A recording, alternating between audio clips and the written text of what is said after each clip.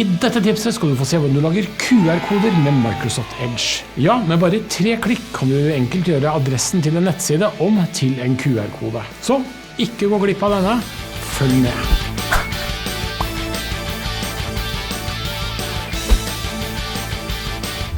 Hei og velkommen til et nytt fredagstips. I dette tipset skal du få se hvordan du enkelt kan lage QR-koder. Brukervennlige QR-koder som du kan benytte i dine presentasjoner når du vil gjøre det enklere for andre å finne for eksempel nettsiden din. Ja, alle som har prøvd å lage QR-koder selv vet hvor vanskelig og tidkrevende det kan være.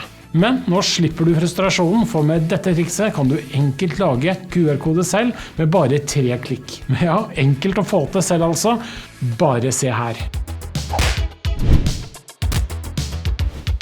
Du kan begynne med å starte opp Microsoft Edge slik som dette.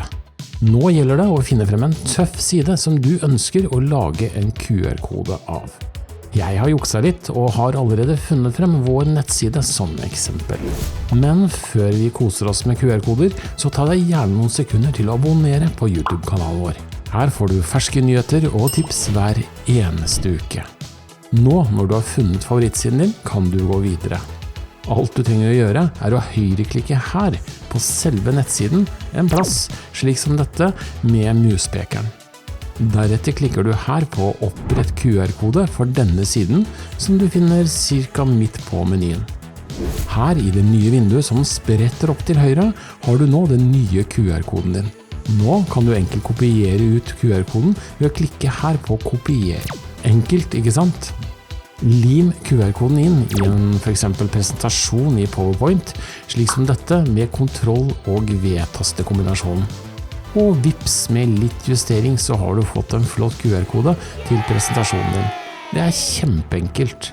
Du kan også laste ned QR-koden som et bilde. Det er kjekt dersom du har lyst til å bruke den senere på noe annet. Da ligger den klar her i mappen din, der du har lagret den. Stilig, ikke sant? Ja, hvorfor ikke legge den inn i et Word-dokument og skrive den ut, henge den på veggen slik at alle kan se hvor dyktig du er til å lage QR-koder. Smart, ikke sant?